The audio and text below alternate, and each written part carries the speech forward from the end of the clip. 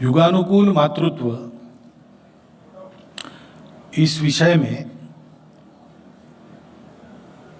जो उनका विषय ही है जीवन भर का,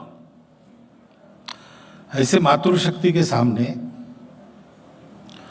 और इसी के लिए जिनका 10 साल से काम हो रहा है, ऐसे एक संगठन के मंच से मुझे चर्चा करनी है इस विषय की, जिसका इस बारे में कोई विशेष ज्ञान नहीं है। पुस्तक का ज्ञान होता है क्या? प्रत्यक्ष करने वाले अनुभवी ऐसे लोगों के सामने विषय रखना या आपको कुछ बताने के लिए है कि मेरी परीक्षा के लिए है, मेरे समझ में नहीं आ रहा। दूसरी ये बात है कि ये विषय सनातन है ना, यानी सृष्टि निर्माण से मातृत्व चल रहा है। मातृत्व ये प्रकृति की प्रवृत्ति है। सृष्टि निर्माण हो गई, बढ़ते गई, वो बिना मातृत्व के बढ़ ही नहीं सकती थी। जन्मदाता कोई तो है, और इसलिए सनातन काल से ये चल रहा है। युगों का अनुभव है माताओं के पास, और इसलिए उनको ज्यादा बताने की आवश्यकता ही नहीं है। इसके चर्चा की आवश्यकता भी नहीं पड़नी चाहिए। समय बदल गया है, परिस्थिति बदल गई है, लेकिन समय तो हमेशा बदलता आया है, परिस्थिति हमेशा बदलती आई है, और अपनी शाश्वत बातों को कायम रख के उसके अनुसार अपने आप को ढालकर मातृत्व अपनी सब संतानों का पोषण, गुणवर्धन सब कुछ कर रहा है। तो इस चर्चा का प्रयोजन क्या है? चर्चा का प्रयोजन इसलिए शायद होगा कि सब लोगों के मन में प्रश्न है और इस विषय के बारे में चिंता भी है। ऐसा ये हमने पहली बार देखा। सामान्यतः एक समय देश में 5 पीढ़ियां रही थी, तो पहली 3 पीढ़ियों के सामने तो ये प्रश्न है ही कि हमने कभी ऐसा देखा नहीं, अब आगे क्या होगा। तो इस प्रश्न का विचार करने के पहले हमको ये प्रश्न उत्पन्न होने का कारण क्या है, इसको सोचना पड़ेगा। सारा अध्ययन करने के बाद ये ध्यान में आता है कि ऐसी स्थिति उत्पन्न हो गई, इसका पहला कारण तो हम ही है। हम यानी मातृशक्ति सहित हमारा संपूर्ण समाज। क्योंकि इसके बारे में हमारा विचार क्या है? हम भी दुनिया में एक देश है, एक राष्ट्र है, सदियों से हम सब लोग यहाँ रहते आए हैं, और हमारी भी सबसे प्राचीन देश हमारा है, तो सबसे प्राचीन परंपरा मातृत्व की वो हमारी ही है।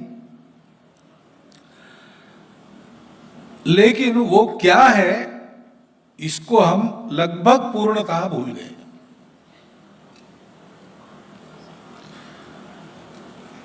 वो व्यवस्था क्या थी, कैसी थी, कैसे रही होगी, लेकिन उस व्यवस्था को भूलने के बाद, उसके इंगित को, उसके संदेश को भूलने के बाद हमारी जो अधोगति हुई और उसका लाभ लेकर परकीय लोगों ने अपने देश को लूटा खसोटा, उसके कारण जो परिस्थिति उत्पन्न हुई, और आखिरी जो आक्रामक आया ब्रिटिश, उसने जो हमारे दिमाग में इस आत्मविस्मृति को कायम करने की व्यवस्था कर दी। इतना ही नहीं, तो जो तुम्हारा प्राचीन रहा वो सब बेकार है, ये भावना भरी। तो ये जो 1500-2000 वर्षों का समय है, हम इसको मानते कि वो अपनी परंपरा है, वास्तविकता नहीं है। हमारी जो परंपरा थी उससे हटकर जीना हमारा प्रारंभ हुआ सामान्यतः महाभारत के समय में। उसके बाद क्रमशः हम भूलते आए फिर आक्रमण शुरू हुए, उसमें समाज अस्त व्यस्त हो जाता है, व्यवस्थाएं ध्वस्त हो जाती है, वो हुआ। और आखिरी आक्रमक ने हमारे मन में हमारे ही चीजों के प्रति विद्वेष भर दिया, न्यूनगंड भर दिया।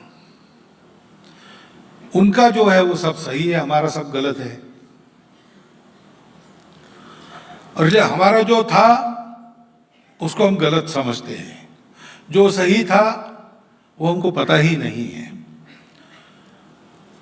और एक अधूरी दृष्टि के आधार पर एक जो गलत बातें चल रही है पाश्चात्य देशों में, जिसके कारण वहां अनेक समस्याएं उत्पन्न हुई है, और वहां से हमने लिया, लेकिन उनके पास इसका उत्तर नहीं है, तो हमको भी उत्तर नहीं मिल रहा है।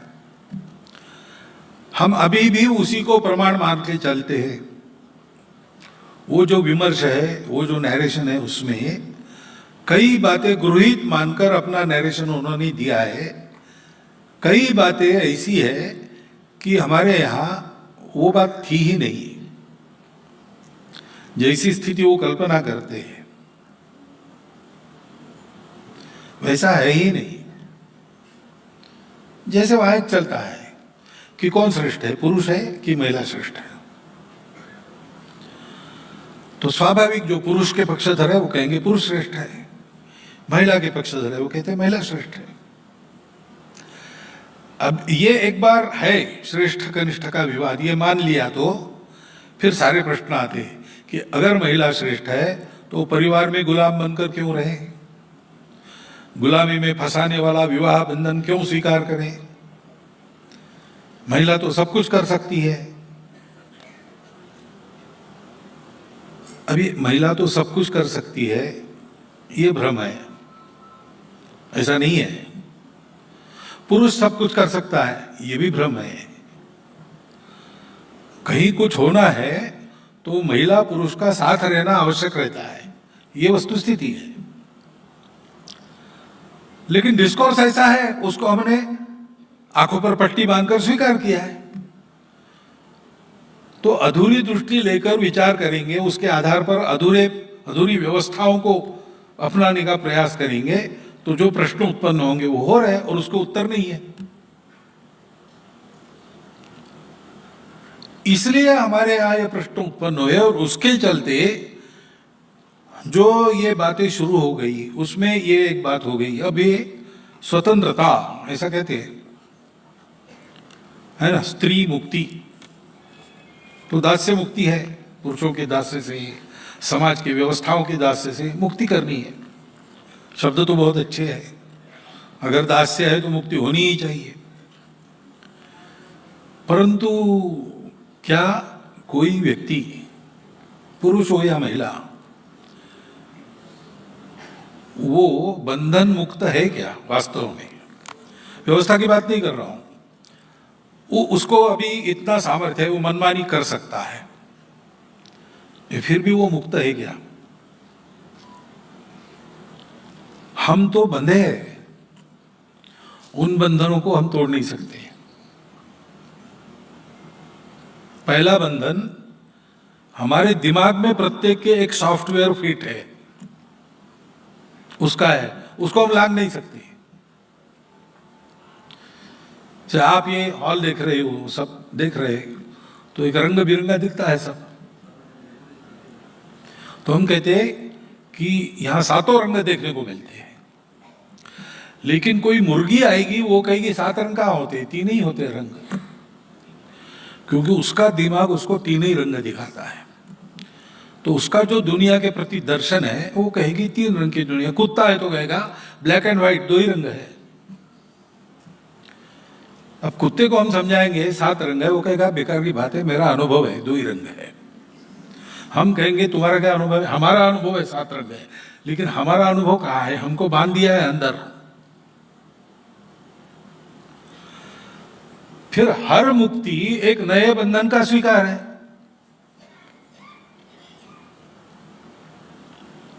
मैं बंधा नहीं हूं, मैं मुक्त हूं, ऐसा कहने से नहीं होता। जिनको हम बंधनकारी पाश मानते हैं वो वास्तव में मुक्ति का बंधन है। तो स्त्री मुक्ति आंदोलन शुरू हुआ, बढ़ा, देखते देखते स्वीकार हुआ। जैन जी अच्छी रहती है, वो अनुकरणशील रहती है, इमोशनल रहती है, बहुत ठंडे दिमाग से विचार नहीं करती है, और जो उनके संपर्क में वो अगर दिखने में प्रामाणिक हो तो उनको अपील करता है। तो हो गया एक दौर। उसके बाद उनकी जो प्रवर्तक थी उनके ध्यान में आया कि हमने तो एक गलत रास्ते पर कदम बढ़ाए और पीढ़ी, 2 पीढ़ी को बर्बाद कर दिया अपने देश की। तो स्त्री मुक्ति की विशद कल्पना देने वाला ग्रंथ उन्होंने लिखा था। उसके बाद उन्होंने दूसरी पुस्तक लिखी, उसमें ये कहा कि वो हमारी बात गलत थी और हमने 2 पीढ़ियां बर्बाद कर दी, कम से कम आने वाली पीढ़ियां बर्बाद ना हो, इसलिए मैं दूसरी लिख रही हूं।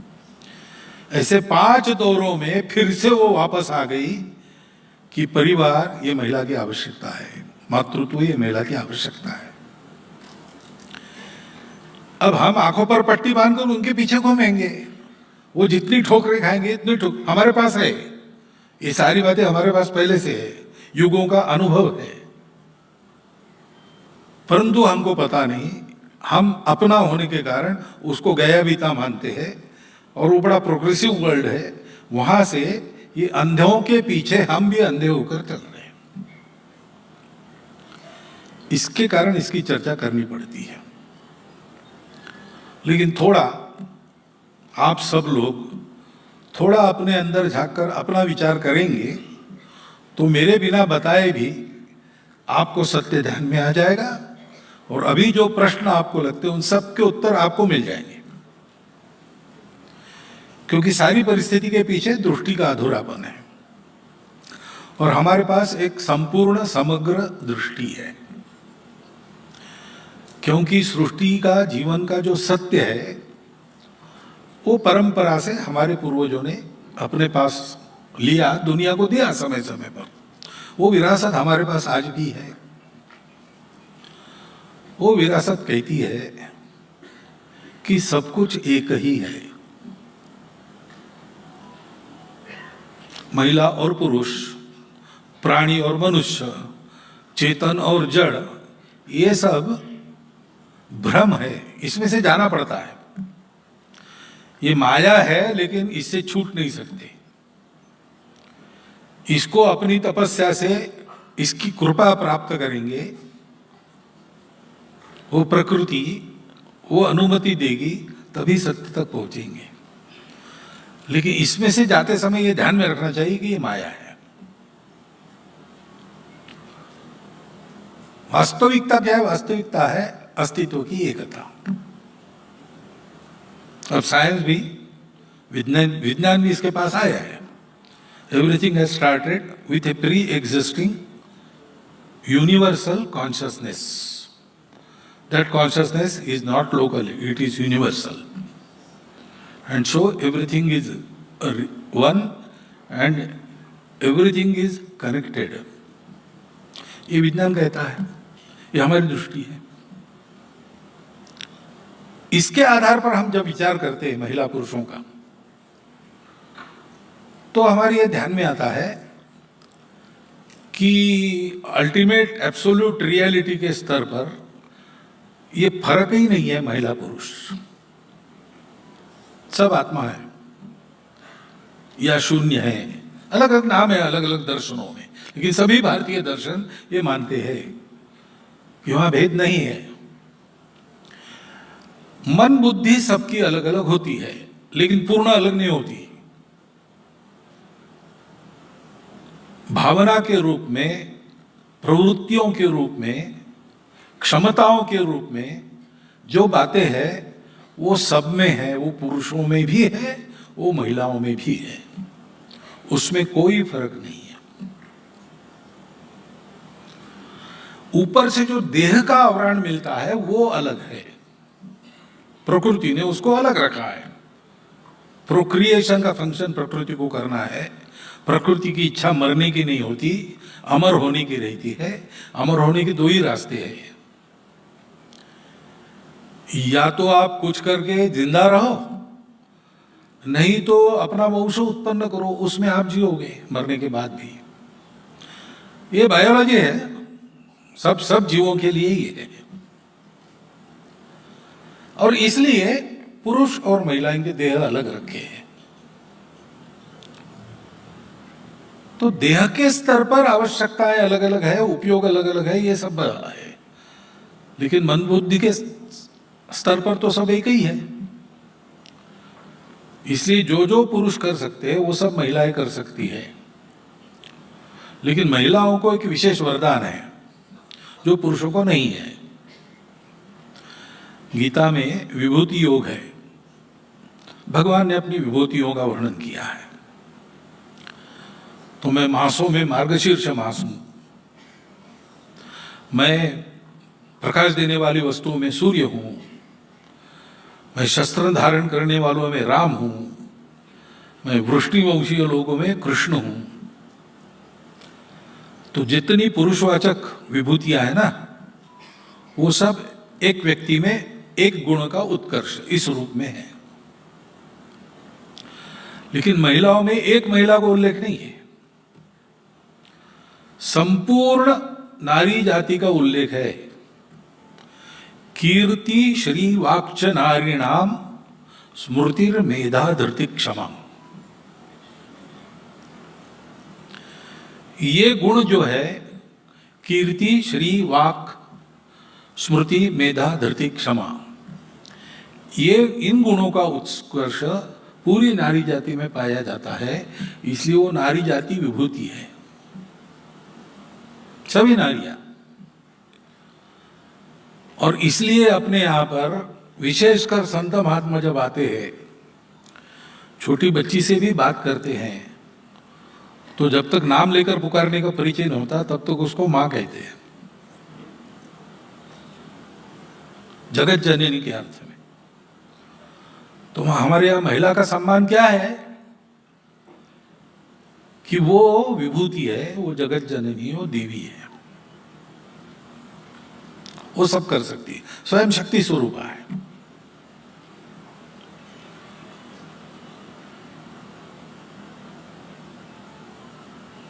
इसलिए मोक्ष पुरुषार्थ जो है, मोक्ष प्राप्त करना, उसमें सब स्वतंत्र है।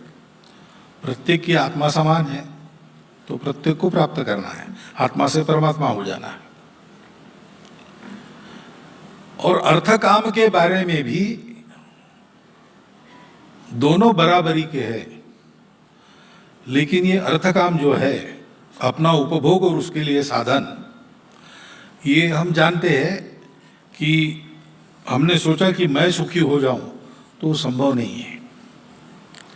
क्योंकि मैं सुखी होने की मेरी इच्छा तो अनंत है। जब कुछ नहीं था तब पैदल चलता था, तो बाजार पास में तो अच्छा लगता था। फिर साइकिल आ गई तो उसी बाजार में पैदल चलना मुश्किल हो गया।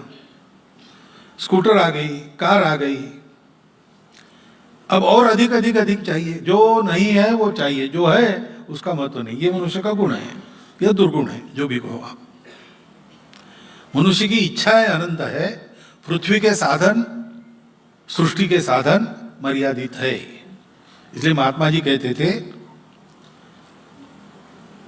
The earth has sufficient for everyone's need,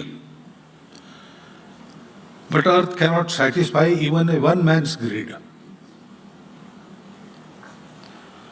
और इसलिए सबको मिलना चाहिए, सबको साथ चलना चाहिए, सबकी उन्नति होनी चाहिए, क्योंकि सब एक ही है।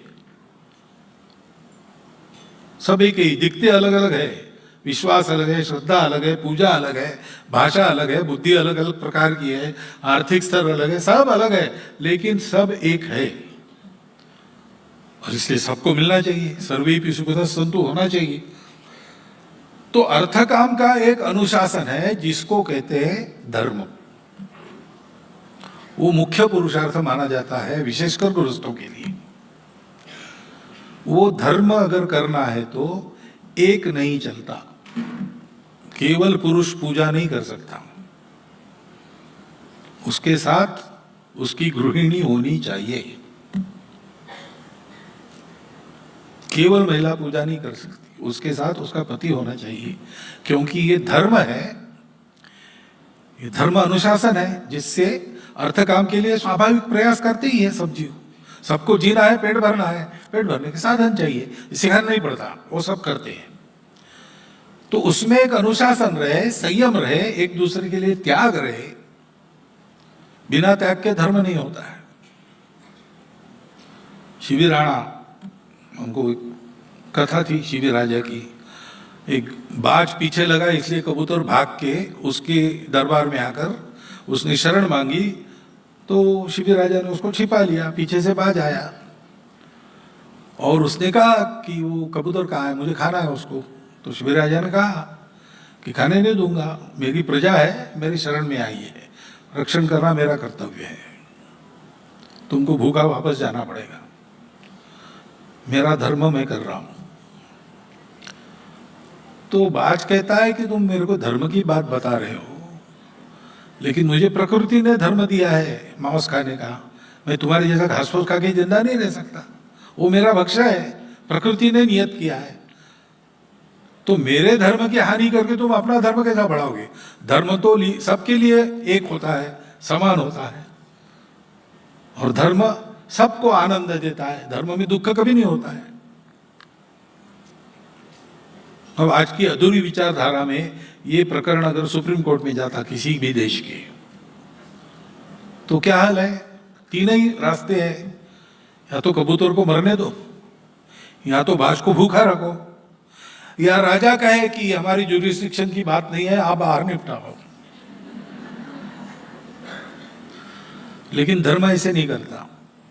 शिवी राजा ने कहा कि तुमको कबूतर ही खाना चाहिए, ऐसा प्रकृति ने नहीं कहा, मांस खाना चाहिए ये कहा है।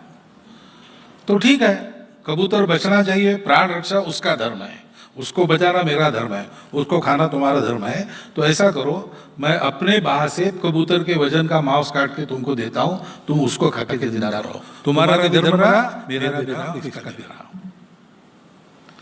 धर्म मनुष्यों के त्याग के द्वारा संपन्न होता है। ये मनुष्य की ही जिम्मेवारी है, क्योंकि ये बाकी जीवों को नहीं है। आहार निद्रा भय मैथुन च सामान्यमें तत् पशुभिर्नराणाम्। मनुष्यों में और पशुओं में ये चार बातें समान है। बायोलॉजिकली हम भी एक एनिमल है, परंतु धर्मो ही तेषाम् अधिको विशेषः। मनुष्यों में ये धर्म होता है, मनुष्य सबसे सक्षम प्राणी बुद्धि से है, और बुद्धि से साधन उत्पन्न करके अब साधनों से भी सक्षम, सब पर राज करता है, इसलिए उसकी जिम्मेवारी है सृष्टि चले, सृष्टि की धारणा हो, ये करना। और इसलिए धर्म ये उसकी विशेषता है। धर्मो विना पशुभिः समानः, धर्म के बिना वो पशु है। तो ये धर्म सिद्ध होना चाहिए, इसलिए समाज है। बाकी जगह सोसाइटी की उत्पत्ति क्या बताते? लोग एकत्र आए, सुरक्षा के लिए एकत्र आए, एक समान स्वार्थ था उसके लिए एकत्र आए, एकत्र आने का कृत्रिम आधार ले लिया, वगैरह वगैरह। हमारे ऐसा नहीं है। हमारे यहाँ सारी दुनिया को ये धर्म देने के लिए हम लोग जो भारत के अंदर रहते थे, उनको ऋषि मुनियों ने तपस्या करके समाज बनाया। हमारी उत्पत्ति इसलिए है विशेषकर, ये सभी मनुष्यों का धर्म है, लेकिन मनुष्यों को धर्म का स्मरण रहे, इसका दायित्व भारतवर्ष के मनुष्यों का है। भद्रम इच्छन्तु स्वर्गविदः तपो दीक्षामुपसे दुर्ग्रहे ततो राष्ट्रम बलम ओजस्य जातम्। विश्व कल्याण की इच्छा करने वाले ऋषि मुनियों ने दीक्षा लेकर दुर्धर तप किया, उससे अपने राष्ट्र बल ओज की उत्पत्ति हुई, ऐसा हमारे यहाँ इतिहास बताता है वेद। तो ये हमारा दायित्व है। अब ये दायित्व करना है तो इतना बड़ा समाज है, वो लगेगा पूरे दुनिया को देना है, तो कम से कम ये 142 लोग अपना जीवन वैसा जियो और दुनिया को पता है। लेकिन 142 लोगों को एकदम नहीं सिखाया जा सकता, तो यूनिट्स बुलाते हैं ना। अभी ये विश्व मंगल सभा की बैठक थी, बैठक में सभी कार्यकर्ताओं को नहीं बुलाया, एक स्तर को बुलाया, एक संख्या मर्यादित रहती है, तब सारी बातें ठीक होती है। तो समाज का यूनिट है कुटुंब। जैसे समाज में पुरुष होते हैं, कुटुंब में पुरुष है। जैसे महिला होती है, महिला है। जैसे एक बालक होता है, बालक है। बालिका होती है, बालिका है। समाज किसी भूमि पर रहता है, परिवार का भी एक घर होता है। इस घर में पलने बढ़ने वाले बालकों को सामाजिक व्यवहार योग्य बनाना, धार्मिक चरित्र वाले बनाना, ताकि अपने अस्तित्व की रक्षा करते हुए वो विश्व के अस्तित्व में उसको आगे ले जाने वाला, उन्नत करने वाला योगदान करे। ये कुटुंब का फंक्शन है। कुटुंब यानी महिला और पुरुष एकत्र रहकर जो संतानें होंगी उनकी सुविधा, उनकी प्रगति, इसकी सुविधा नहीं है। वो होता है, वो करना ही पड़ता है, परंतु ये सब करने का उद्देश्य क्या है? समाज की धारणा हो जिससे धर्म बढ़े, सारी दुनिया ठीक चले। ये काम कुटुंब का है। और कुटुंब तब तैयार होते हैं जब विवाह होता है। तो अधूरी दृष्टि के आधार पर देखेंगे और सोचेंगे तो लगेगा ये तो गुलामी है। ये क्या है? घर छोड़ के लड़की विवाह के बाद चली जाती है उसके साथ, तो दोनों मिलकर अलग घर करो। फिर वो देखती है कि वो पुरुष ठीक नहीं, क्योंकि हम भूल गए हैं ना। तो जो मैंने कहा पिछले 2000 वर्षों में जो हमारा व्यवहार हुआ इस तत्व के अनुसार नहीं है, तो भाई से भी पूर्ण किया है। तो फिर वो डरती है कि ये कैसे करना, इसके बजाय न किए तो क्या होगा। अब ये स्वतंत्रता तो अपनी परंपरा में पहले से है। विवाह करना व्यक्ति के लिए आवश्यक नहीं माना गया है, लेकिन विवाह नहीं करना है तो फिर उसका अनुशासन दूसरा है। ब्रह्मचारिणी, ब्रह्मचारी, सन्यासी, सन्यासिनी, इन सब के लिए नियम अलग है। समाज उनको अनुशासन में रखता है, वो अनुशासन में रहे इसलिए नियम बनाए हैं, समाज ने नहीं, आचार्य ने नहीं बनाए हैं। वैसे ही रहना पड़ता है, क्योंकि ऐसा रहने वाले लोग इसलिए ऐसा रहते हैं कि उनको अब इन भौतिक बातों में रस नहीं है, उनकी आंखें उधर लगी हैं, तो ये सब छोड़ देते हैं। लेकिन ये छूटा नहीं है तो क्या करना? ये तो सब चाहिए, चाहिए तो फिर सबको चाहिए, सबको चाहिए इसलिए सबको देने वाला, धर्म खड़ा करने वाला समाज, उसमें विवाह ये एक अनुशासन है। अब उसका पर्याय लिव इन रिलेशनशिप, मॉडर्निटी। अब उसके क्या क्या परिणाम होते हैं? क्योंकि बेसिस ही क्या है, हमको जिम्मेवारी नहीं चाहिए, सुख चाहिए। तो जब चाहिए तब साथ रहे, बाकी चले गए, और जिम्मेवारी नहीं, तो इससे क्या बढ़ेगा? क्या बढ़ रहा है देखो सारी दुनिया में। अब मॉडर्निटी तो चाहिए, काल के अनुसार बदलना, ये भी नियम है अपनी परंपरा में। तातस्य कूपोयमिति ब्रुवाणाम क्षारम जलम का पुरुषाः पिबन्ति। हमारे बाप दादाओं ने खोदा खुदा है, इसलिए उसका खारा पानी पीते रहना, ये पुरुषत्वहीन लोगों का काम है। ऐसा कहा, इतने कठोर शब्दों में कहा है। पुराणमित्येव न साधु सर्वम न चापि काव्यम नवमिति अवध्यम संतः परीक्षान्यतरत भजन्ते मूढ़ पर प्रत्ययनेय बुद्धि। जो पुराना हो सब ठीक है ऐसा नहीं है, और कविता नहीं है इसलिए बोलने लायक नहीं, ऐसा नहीं है भाई। जो अच्छे लोग होते हैं वो परीक्षा करके लेते हैं। तो परीक्षा क्या बताती है हमको? मॉडर्निटी जो है तो लेनी चाहिए, लेकिन ये मॉडर्निटी नहीं है ना, डिग्रेडेशन है। ये तो आंख मूंदकर पश्चिम का अनुकरण करना है। और हम हतबल नहीं है, हम सब कुछ ठीक करते हैं, कर सकते हैं, ऐसी परवरिश हमको मिली है, ऐसी परंपरा मिली है, हम में वो ताकत है। जितनी सारी चिंता इसके बारे में व्यक्त होती है ना आप लोगों की तरफ से, एक ध्यान में आता है कि समाज में सर्वदूर ये नहीं है, अफ्लुएंट क्लासेस में ज्यादा है। अभी देख लीजिए, मैं देखता हूं, क्योंकि वहां तथाकथित आधुनिकता पहुंची है, अंग्रेजों की शिक्षा पहुंची है, अंग्रेजी की शिक्षा पहुंची है, उसके लाभ है, वो शिक्षा चाहिए, शिक्षा किसी भी बात की बुरी नहीं है, लेकिन उसके साथ साथ ये बैगेज आता है।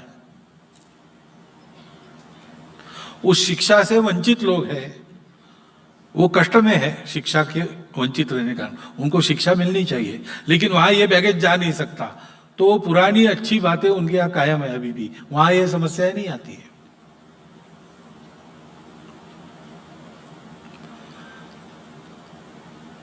बहुत सी बाकी बातों का खूब ढिंढोरा पीटते हैं, LGBT ये वो ऐसा वैसा सब चलता है। अब है समाज में, सर्व समाज में ये प्रवृत्तियां रहती है। कुछ तो प्रकृति ने ही दी हुई प्रकार है, हम कुछ नहीं कर सकते, वो भी कुछ नहीं कर सकते, उनको ऐसा पैदा किया है। लेकिन कुछ एक्वायर्ड है बाद में मानसिकता के कारण, कुछ शरीर के खिंचाव के कारण बनी हुई बातें हैं।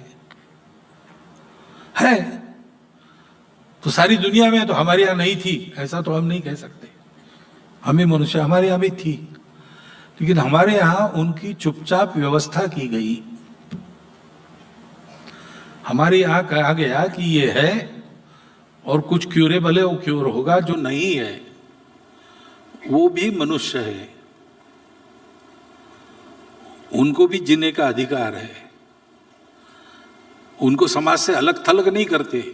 समाज जीवन के एक विराट व्यापार में उनके लिए भी एक व्यवस्था है,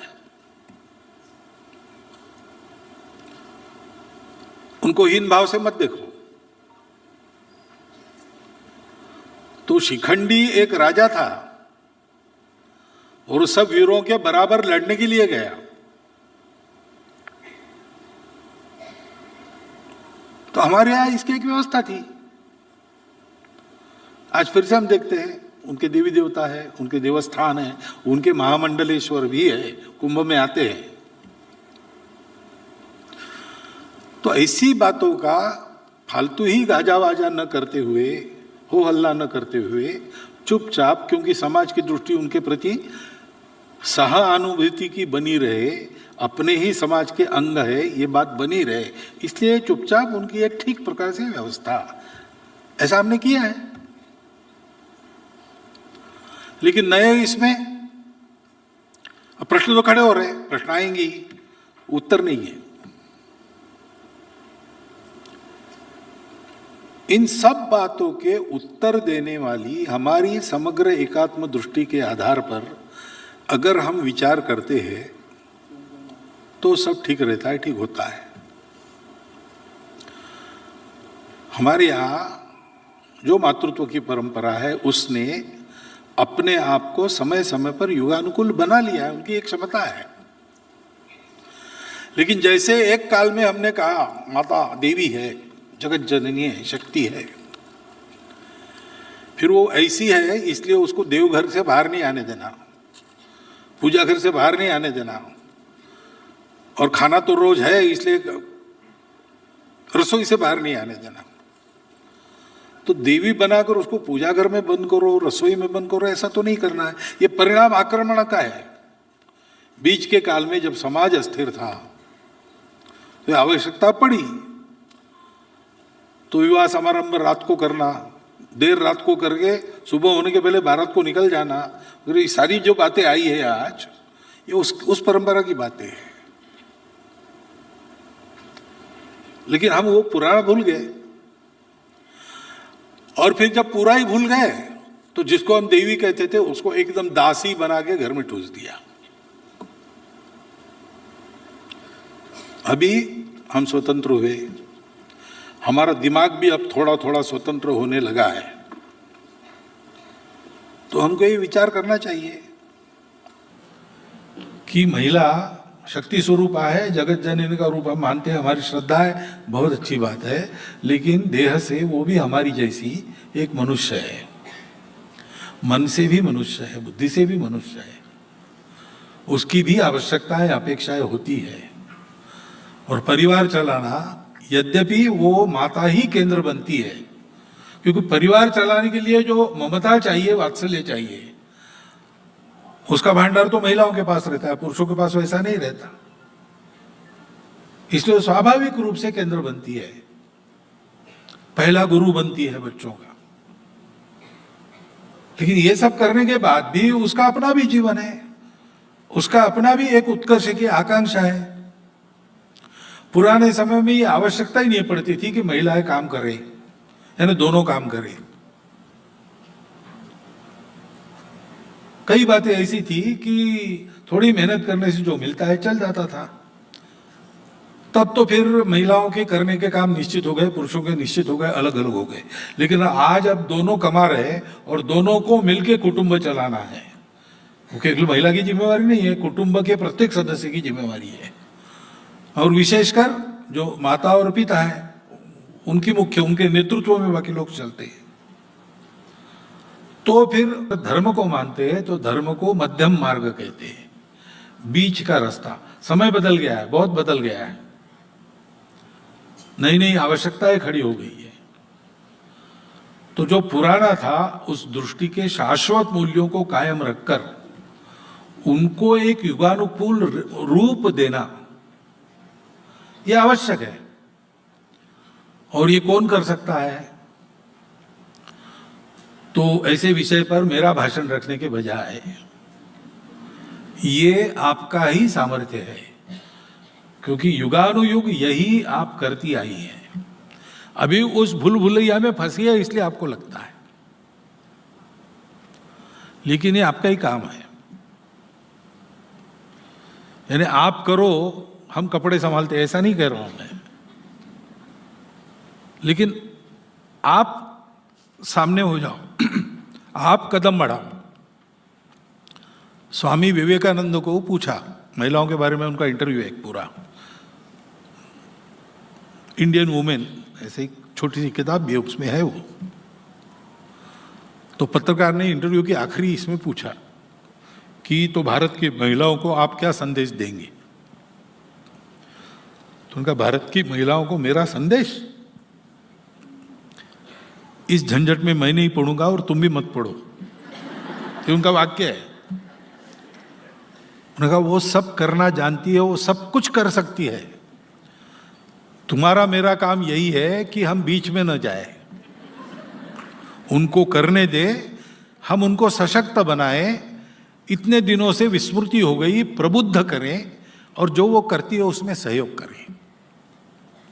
तो सब कुछ कर लेगी, वो स्वयं का उद्धार कर लेगी और अपने साथ हम सब परिवार के लोगों का उद्धार भी वही करेगी। वास्तविक सामर्थ्य है। और इसलिए ये कैसे होगा, मैं कैसे करूंगा? बचपन में प्राइमरी स्कूल में एक पाठ था कि रोके क्या होगा, मराठी में था, रडून काय होणार। तो एक गाड़ी फंस जाती है और प्रयास करके भी गाड़ीवान से वो निकलती नहीं, तो वो रोने लगता है बैठकर वहां। तो दूसरा एक आता है, अरे क्या हुआ भाई, गाड़ी निकल नहीं रही। तो बोले कब से रो रहे हो? 2 घंटा हो गया। तो तुम्हारे रोने से गाड़ी बाहर आई क्या? बोले नहीं। फिर खड़ा होकर हल्ला क्यों नहीं किया, लोगों क्यों नहीं बोया, क्यों निकल नहीं रही? देखा क्या? वो गड्ढे में रेत डालो थोड़ी सी, वो पूरा कीचड़ हो गया है, वो थोड़ा सूख जाएगा तो आएगी। फिर उसने हाथ लगाया, ये सब बातें की तो निकल गई गाड़ी। ऐसी समस्याएं तो है, क्योंकि आपका अनुभव है, उसमें आ रहा है सब। लेकिन इन समस्याओं के उपाय हैं, और हम सब प्रबुद्ध होते हैं सशक्त होते हैं तो ये होता है। इसलिए क्या करना है इन बातों के लिए? पहली बात है प्रबोधन करना, महिलाओं को, पुरुषों को, दोनों, पुरुषों को ज्यादा, क्योंकि भूल वो भी गए हैं और अभी तो उनका डोमिनेंस है, यानी अपनी व्यवस्था में डोमिनेंस की भावना नहीं है, लेकिन उनके इसमें आ जाती है।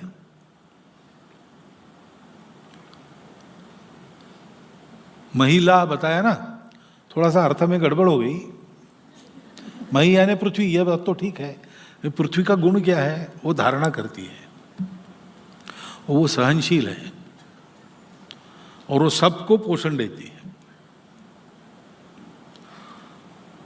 तो पुरुष में इतना धैर्य नहीं रहता, उतावला हो जाता है, इसलिए आक्रामक हो जाता है।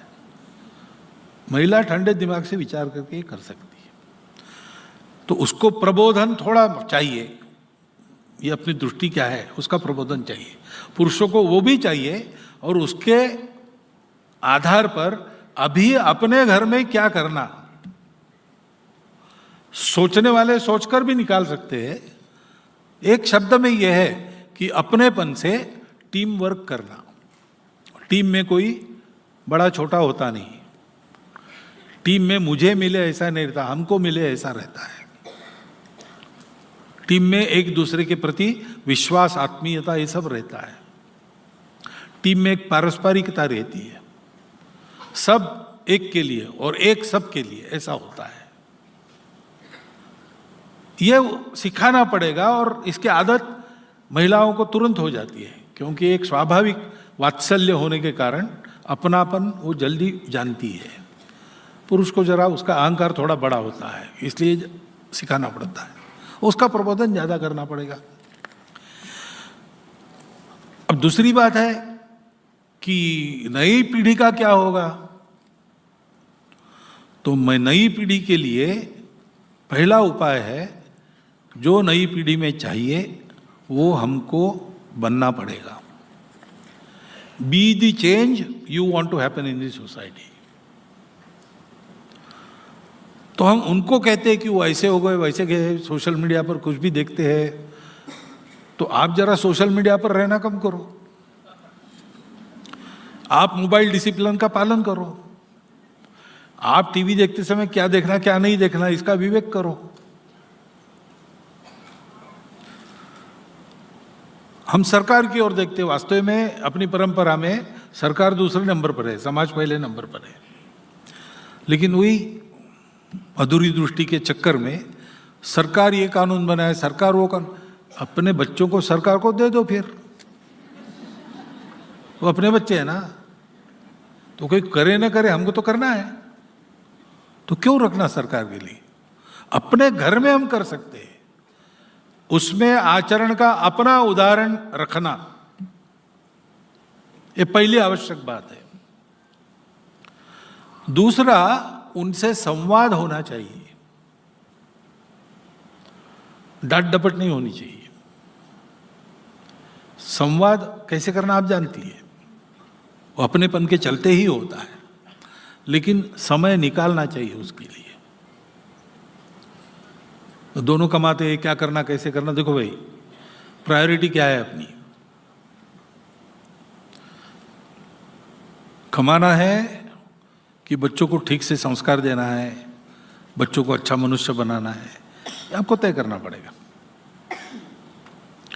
और दोनों कमाते हैं तो भी ये संभव है, रोज नहीं होगा, लेकिन 2-3 दिन में एक बार बच्चे के साथ आधा घंटा बैठ सकती हो क्या? हम तो बताते कि भाई 7 दिन में एक बार घर के सब लोग कंपल्सरीली शाम के समय एक तय करके उस वक्त पर घर में रहे, श्रद्धानुसार भजन करे, फिर घर में बनाया हुआ भोजन बिना मीन मेख निकाले आनंद से करे और 4 घंटा गपशप करे। अपनी कुलरीति क्या है, अपना देश धर्म संस्कृति क्या है, कैसा है, और हम अपने लिए सब करते हैं, लोगों के लिए रोज क्या करते हैं, अपने लिए रोज करते हैं, लोगों के लिए रोज क्या करते हैं। ऐसी 3 बातों को लेकर गपशप करेंगे तो आज जो बच्चों के मन में प्रश्न है और ये इनको कैसे समझाना, हमारे मन में प्रश्न है।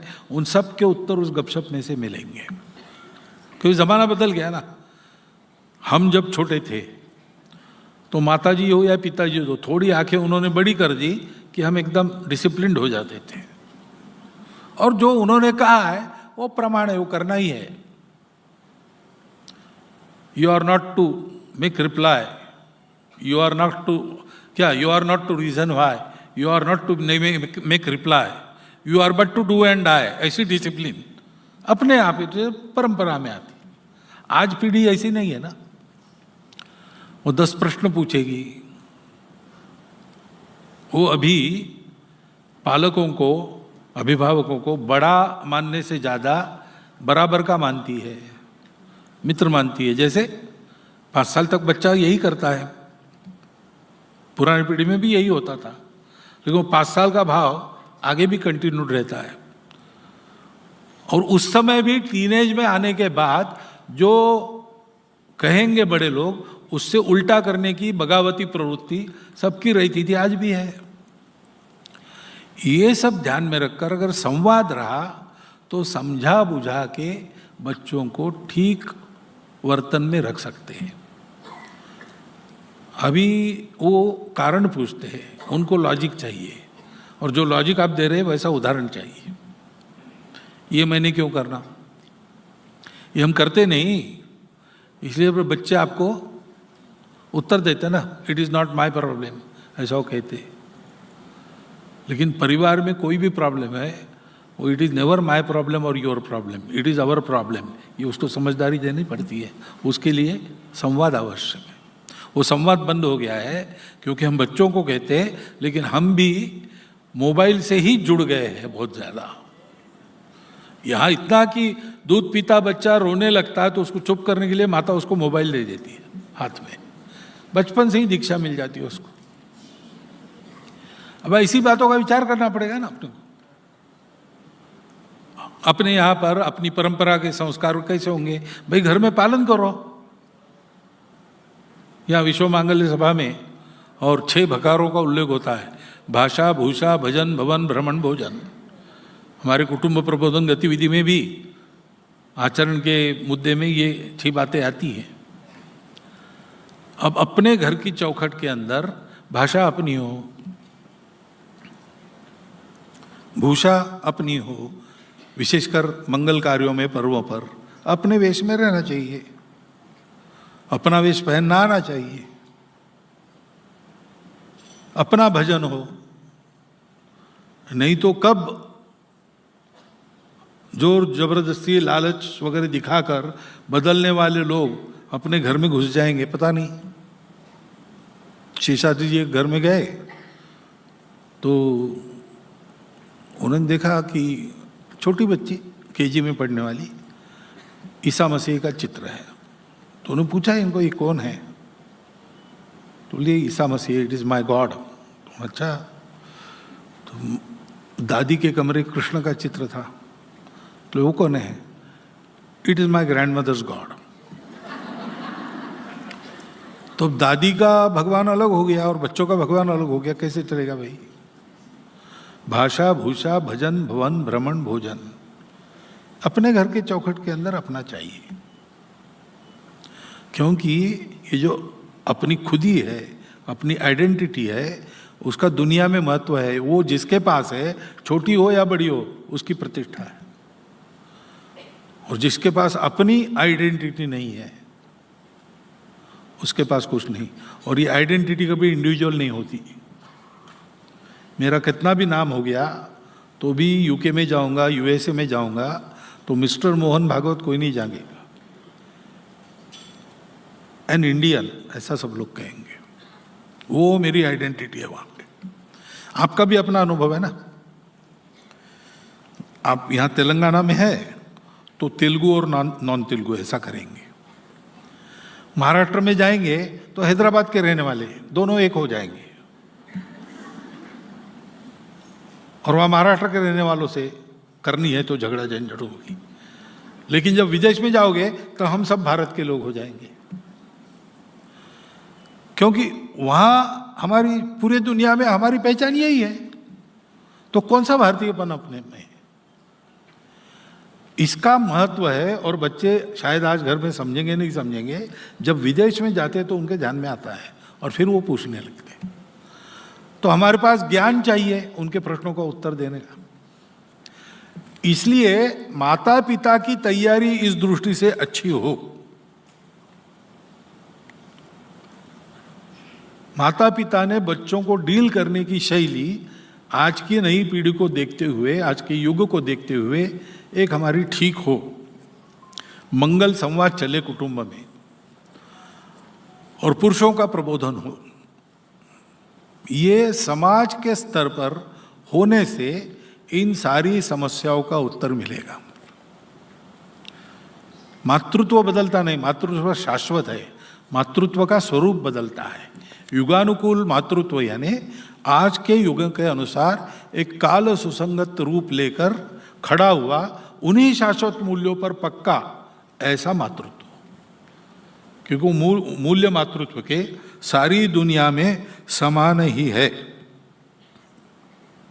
बच्चों की परवरिश अपेक्षाओं से नहीं होती है, उनके भविष्य की चिंता करते हुए होती है।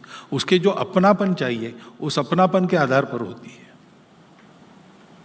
तो बच्चा अपराध भी करता है, सुनता नहीं है, मस्ती करता है, ये सब होने के बाद भी उसको एक कॉन्फिडेंस है, सब करने के बाद भी मुझे जब ठोकर लगेगी तो मेरे घर में मेरी माँ है।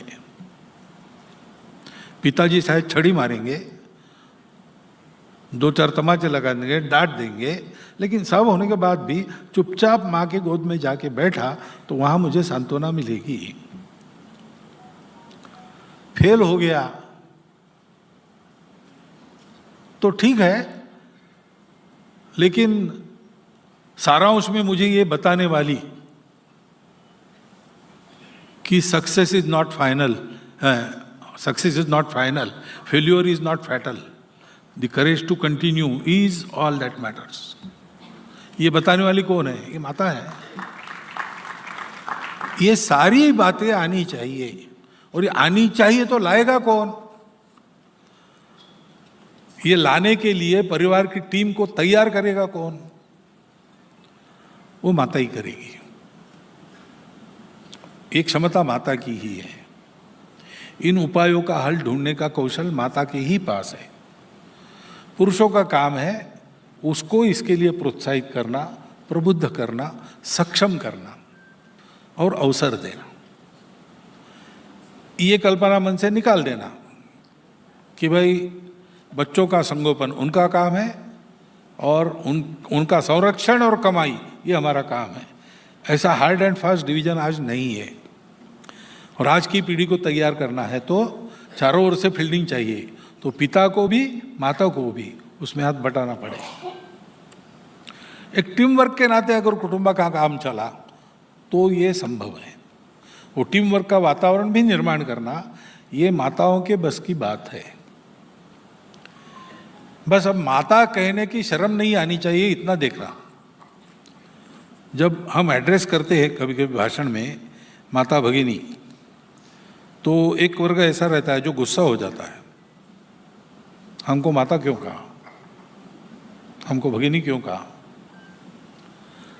अरे मातृत्व ये समान है भाई। मातृत्व यानी अपने भक्त तैयार होते हैं, लेकिन मातृत्व यानी पुरुषों की गुलामी। मातृत्व यानी सदा कुटुंब में दास्य, सूर्य प्रकाश को नहीं देखना वगैरह वगैरह। अब ये अगर समाज में है तो उसको बदलना भी पड़ेगा, लेकिन ये बदलने के लिए भी पुरुष और महिला दोनों के प्रयास आवश्यक है। और ये समझने की आवश्यकता है कि ये हमारी परंपरा के कारण नहीं है, हमारी परंपरा को भूलने के कारण ये सब हुआ है। और उसके जगह काल सुसंगत उन्हीं मूल्यों के आधार पर मातृत्व को स्थापन करना पड़ेगा। उसका रिप्लेसमेंट विदेश की अधूरी दृष्टि से चल रही गलत बातों को अपने यहां लाना ये नहीं है। ये किया तो कल स्थिति हाथ के बाहर चली जाएगी। और जैसा वहां अब ऐसा कहते हैं कि अमेरिका में प्रतिज्ञा थी कुछ लोगों की कि we will make America stink, and they have achieved that. ऊपर से सब ठीक दिखता है, वहाँ लोगों से बात करो, आप वहाँ के लोगों से, संघ वालों से मत करो, वहाँ के जो लोग हैं वो बताते हैं आपको, और हमको आकर बताते हैं आपने जैसा किया है भारत में वैसा कुछ करके वहाँ हम सुधारना चाहते, तो आपके पास तरीका है क्या, ऐसा पूछते हैं। क्योंकि वो लोग समस्या में फंसे हैं, हम उन्हीं में क्यों फंसे?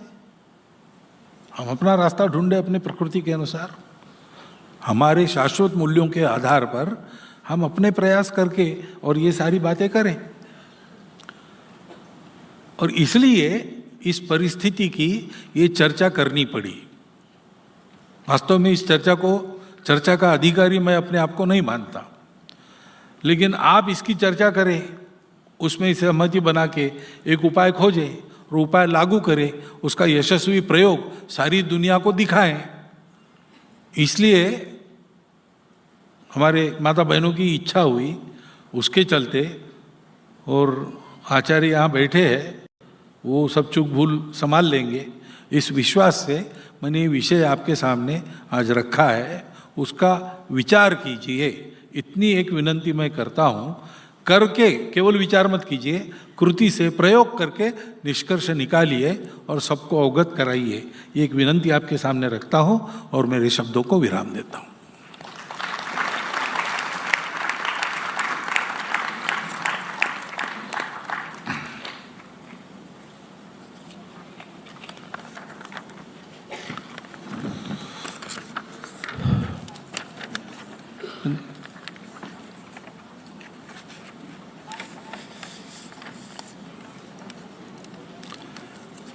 इधर वाला।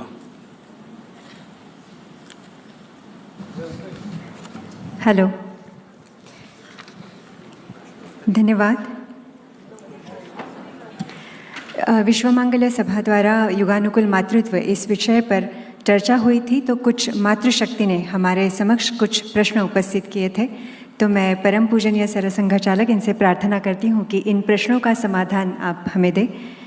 पहला प्रश्न था एस प्रशांति जी से आया हुआ, how the concept of motherhood changed in today's society compared to the past? Concept has never changed and will never change. For the world, the concept of motherhood is the same. You can read literature, you can read poems. You find that there is one note about motherhood. So, loving care, in short, there is much to be explained. Within these two words, we cannot confine the concept of motherhood. But whatever it is constant. The expression has changed and that has to change. So, अभी जो मैंने किया, आपसे बात की, उसमें मैंने उसको वैसे ही छोड़ दिया, पूरा डिटेल बताया नहीं, क्योंकि ये विषय गणित का विषय नहीं है। 2 और 2 हमेशा 4 ही होते हैं, कभी 5 या 3 नहीं होते, ऐसा ये नहीं है। एक एक व्यक्ति, एक एक कुटुंब के अनुसार थोड़ा थोड़ा फर्क रहता है। इसलिए दिशा ये है कि आज जो माता है वो केवल पोषण करने वाली नहीं है, वो वास्तविक जो उसका स्वरूप है कि पूरे संसार की धारणा करने वाली, तो कुटुंब में पूरे कुटुंब की धारणा करने वाली, सबसे अधिक शक्ति युक्त, इसलिए सबसे अधिक सहनशील।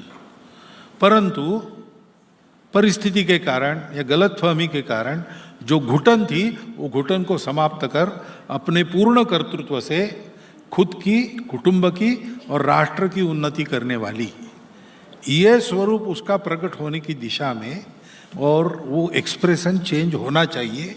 कैसे करना चाहिए ये आपको अपना अपना तय करके करना है, इसलिए मैं उस डिटेल में नहीं गया, लेकिन दिशा ये है। दूसरा प्रश्न है एम प्रमोदा जी से, how can we inculcate gender responsibilities to adolescent and save them from gender confusions? अब ये जरा कठिन विषय है मेरे लिए, ये जेंडर रिस्पॉन्सिबिलिटी क्या होती है? I don't know. All responsibilities are to be shared equally with all individuals, क्योंकि देश की रिस्पॉन्सिबिलिटी वो जेंडर वाइज अलग अलग नहीं होती, वो हमारी सबकी एक है. परिवार की रिस्पॉन्सिबिलिटी वो सब पर है, वो केवल महिलाओं पर नहीं, केवल पुरुषों पर नहीं है. और कुछ अर्थ है तो मुझे उसका पता नहीं, लेकिन रिस्पॉन्सिबिलिटीज सबकी होती है, मिलकर करने का काम है. और जेंडर का कंफ्यूजन क्यों होता है? तो जो नेचुरली विकसित होता है उसको हम सांचे में बिठाने का प्रयास करते हैं. अपने यहाँ ऐसा नहीं है, अपनी परंपरा में नेचुरली विकसित होता है, वो तय करता है, वो हो जाता है.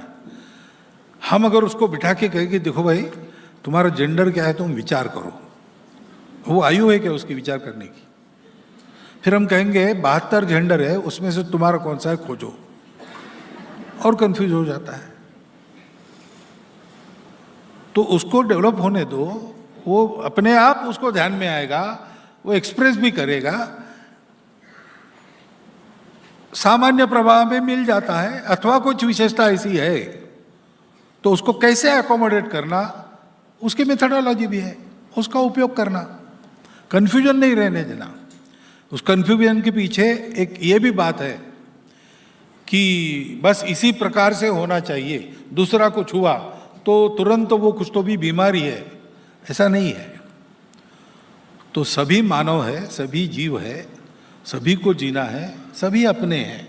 इस दृष्टि से अगर इस बात का विचार करते हैं और प्रवाह में सीधे सीधे ठीक हो जाता है, ऐसा होने देंगे तो फिर ये कोई बड़ी बात नहीं है. जेंडर कन्फ्यूजन हो, ऐसी स्थिति बहुत लोगों की नहीं है, बहुत एक मिनिस्कल माइनॉरिटी है. वो नहीं, छुपा रखते हैं, बताते नहीं. ऐसा कहने के बाद भी जो नंबर निकलेगा वो नंबर बहुत ज़्यादा नहीं है. Rest of the society can easily manage. और इसलिए इस प्रश्न में बहुत ज़्यादा बच्चों को नहीं डालना चाहिए. उनका नेचुरल डेवलपमेंट हो रहा है और उनका जो भी एक्सप्रेशन है उसको एकोमोडेशन मिल रहा है. इतना देखने का अपना काम हमने करना चाहिए. तीसरा प्रश्न है डॉक्टर स्फूर्ति चित्ता जी से.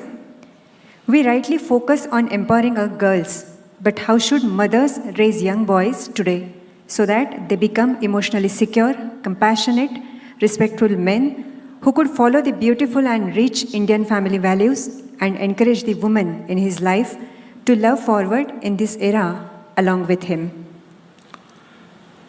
तो इसका उत्तर तो मैंने भाषण में दे दिया है ना.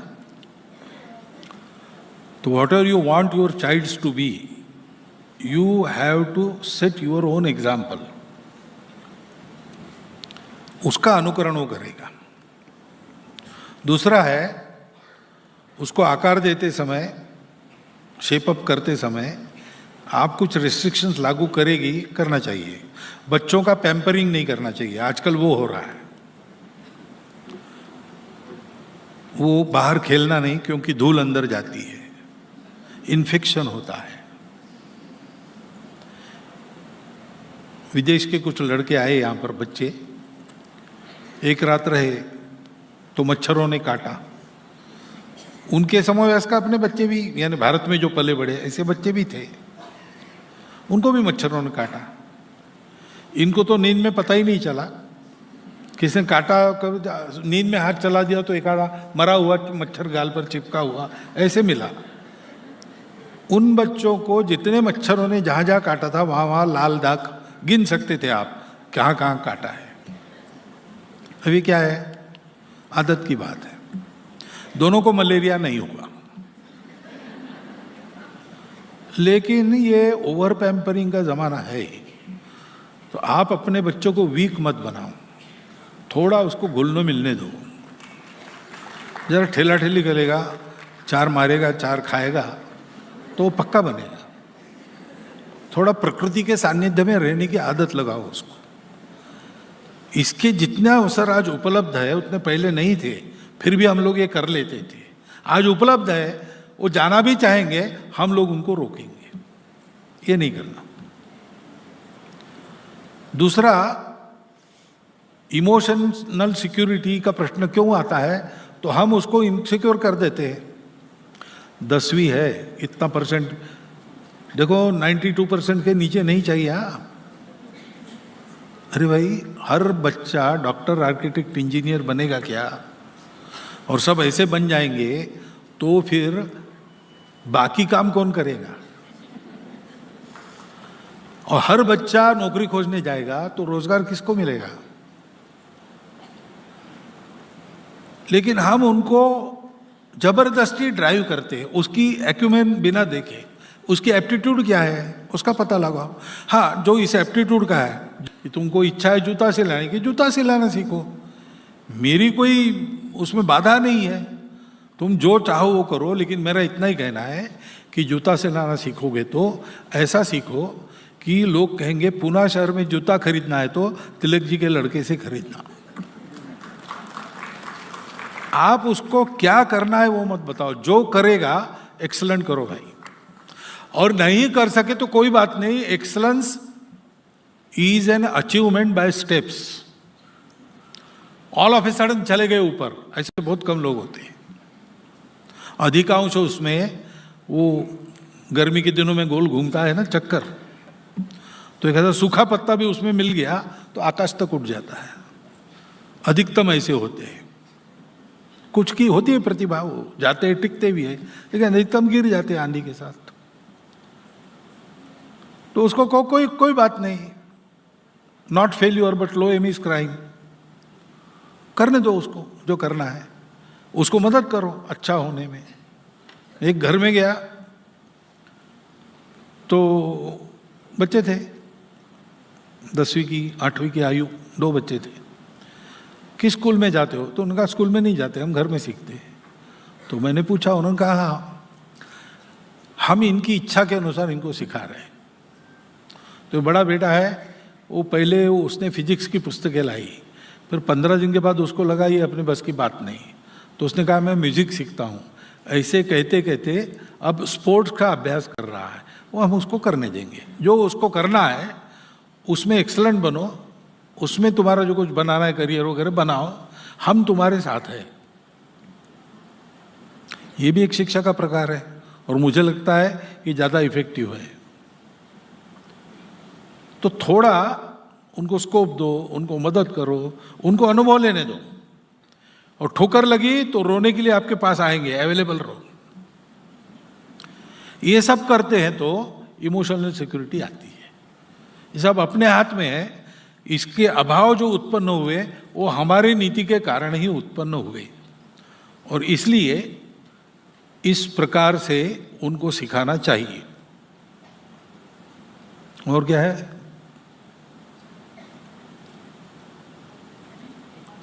तो चौथा प्रश्न है कृषाश्री बाबूजी से, if contemporary motherhood is to be celebrated, should not society first transform the conditions under which women become wives and mothers?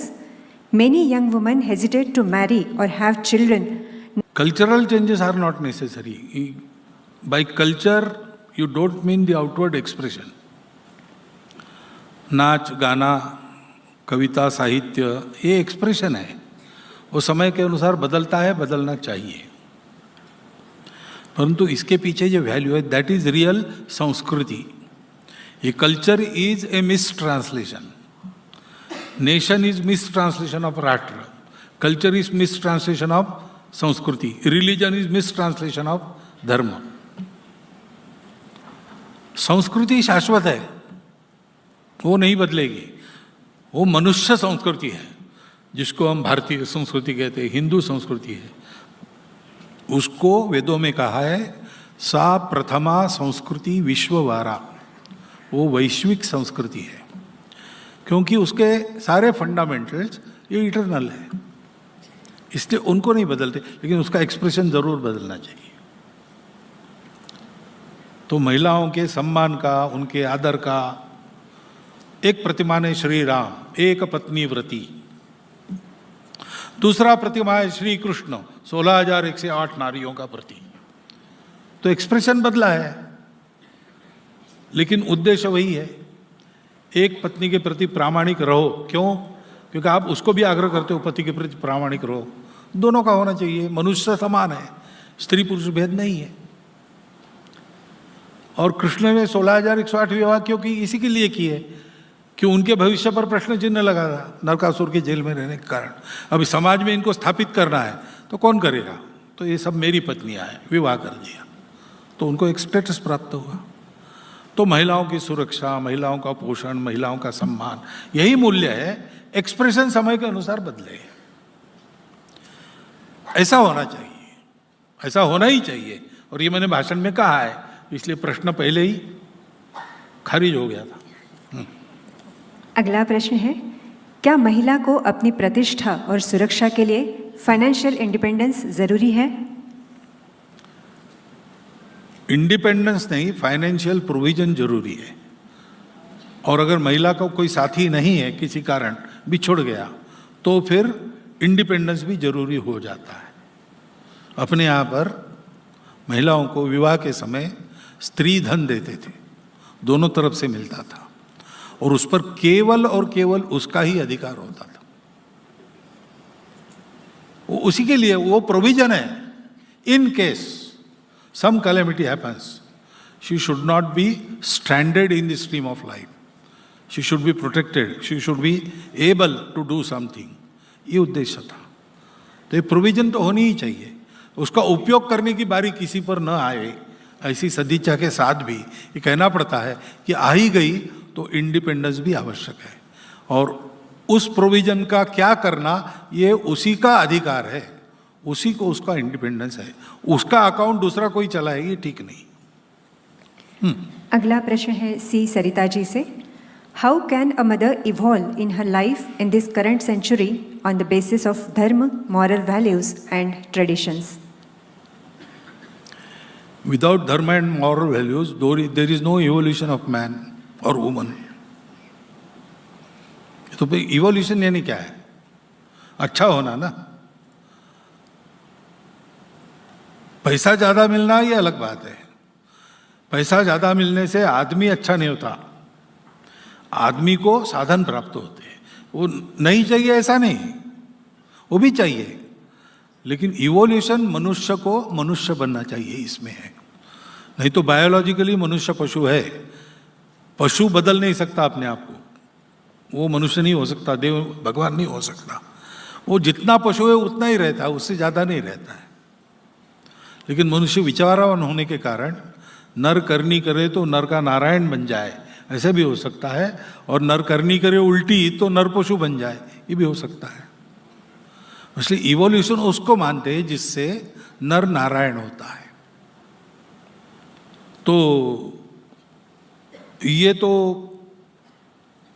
धर्म और मॉरल वैल्यूज के कारण ही होता है। तो ये प्रश्न ऐसा नहीं होना चाहिए कि how can a mother evolve in life in this current century on the basis of dharma and moral. वास्तव में ये स्टेटमेंट होना चाहिए कि anyone who wants to evolve can evolve only on the basis of dharma and moral values. सब समाजों के अपनी अपनी मॉरल वैल्यूज है। ये जड़वाद और इंडिविजुअलिज्म, इसके कारण सब डिस्ट्रॉय हो रहे हैं, लेकिन सबकी अपनी अपनी मॉरल वैल्यूज है। और इवोल्यूशन तभी होता है जब उन पर वो खड़े होते हैं। तो हमको इसी से होगा। एम मुनि समता जी पूछती है, somehow I feel like as there is no respect for a housewife role in the society, and moreover in family itself women are working, independent, earning, which is a nice change, but in that race women are struggling with the guilt of, are we missing a valuable phase of motherhood? Being tired, stressed out, are we really giving enough time to our kids and self-care? Women are totally becoming exhausted. In household chores, in-laws and husband are still expecting major role from women. Out of all these struggles, women and eventually kids and family again are struggling. So if this is the reality, we have to change it. This is not required, this is not expected. This is inimical to what we want. So together we have to strive. by educating people, by putting our own examples, and always pioneers, they have to suffer. So, with that capacity to suffer, we have to change the situation. It is not your or mine situation, it is situation of the society. So, society must change. Therefore, we have to strive to that aim. That is why we say Yuganukul Matratva. We don't say simply Matratva. Matratva is there, it is eternal. But its expression changes. It should change. It must change. Therefore, it should be Yuganukul. So for that we have to strive together to bring about the change in the society. Secondly, during this process, don't harbor in your mind this feeling of guilt. You are earning money not as your hobby. You are earning money not as your own benefit. You are earning it for your family. So why should you be guilty? Why should you feel guilty? And in such cases, the family should be educated. Bringing up children is a joint responsibility. In every family, it is a joint responsibility. But here, then that responsibility is to be shared in an increasing proportion by others also. And that happens if we talk in the family. That happens. थोड़ा सा बताना पड़ता है. 1000 वर्षों में इतना हम हमारी वैल्यू से नीचे आए हैं कि this is not normal, this is something degraded. Normal is that, ये हमको बताना पड़ेगा. और इसलिए हम कमाते हैं तो कोई दोष मन में रखना नहीं. हमारा ध्यान सब पर है और सब मिलके सबको संभालना है. ये बात अगर हो गई तो थोड़ा बहुत कुछ त्रुटि रह गई हो वो भी ठीक हो जाएगी. लेकिन रह भी गई तो उसमें आपका दोष नहीं है. तो मन में कोई अपराध बोध बिल्कुल नहीं रखना. लेकिन बिना कारण दोनों ने नौकरी नहीं करना, ये ध्यान में रखो. यानी आप ऐसा करेगी कि आप पैसा कमाएगी और पतिदेव बच्चों को संभालेंगे तो भी चलेगा मुझे. लेकिन अगर आवश्यकता नहीं है तो कमाई नहीं करना. बच्चों पर ध्यान देना. उस समय करते हैं बहुत सी अच्छा जॉब करने वाली वगैरह छोड़कर आती है, बच्चे बड़े होते तक नहीं करती, बाद में फिर लग जाती है. ये भी होता है. लेकिन in any case don't feel guilty. आज के सत्र का अंतिम प्रश्न. आजकल परिवार के सभी सदस्यों में वर्क कल्चर खत्म हो रहा है. हर हाउस होल्ड वर्क के लिए सर्वेंट होते हैं. इससे आलस बढ़ रहा है. इस स्थिति को कैसे बदला जाए? हम शुरू करें. जैसे अपने स्नान के बाद हम स्नान करते, उसके बाद अपनी बनियान हम खुद दो डालें. 5 मिनट तो लगता है. हम भोजन के बाद अपने घर में डाइनिंग टेबल से अपनी थाली जहाँ रखनी है, वॉश बेसिन हो या कुछ हो, हम खुद उठा के रख दें. अब आप रूंगा ऐसे उनको ललक रहती है, रूंगा ऐसे उनको ललक रहती है. इसलिए हम करने लगे तो वो करने के लिए आते हैं, तो उनको सिखाना. घर का बगीचा वगैरह ऐसी बातें उनको सिखाकर उनके जिम्मे छोड़ देना. वो करते हैं. ऐसी आदतें जब लगाते हैं तो फिर उनको स्वनिर्भरता का महत्व ध्यान में आता है, अपनी मेहनत का महत्व ध्यान में आता है, और वो इस सारे रास्ते पर आगे बढ़ते हैं. अभी हम ये नहीं कर रहे. हम स्वयं सुखासक्त हो गए, साधनों का उपयोग ज़्यादा करते हैं. मोबाइल पर हम भी कैलकुलेशन करते हैं. हमको तो पहाड़े याद है ना, बच्चों को नहीं है, इसलिए वो मोबाइल देखते हैं. लेकिन हमें क्या हो गया, 27-3 कितना, तुरंत हम भी मोबाइल निकालते. 27-81. अरे भाई याद किया है तुमने बचपन में. तो हमारे एग्जाम्पल से ये बात हो जाएगी. आजकल हो रहा है ऐसा हम बहुत मामलों में कहते हैं. वो आजकल नहीं, वो कल शुरू हुआ है, इसलिए आज हो रहा है. ये ध्यान में रखना. धन्यवाद.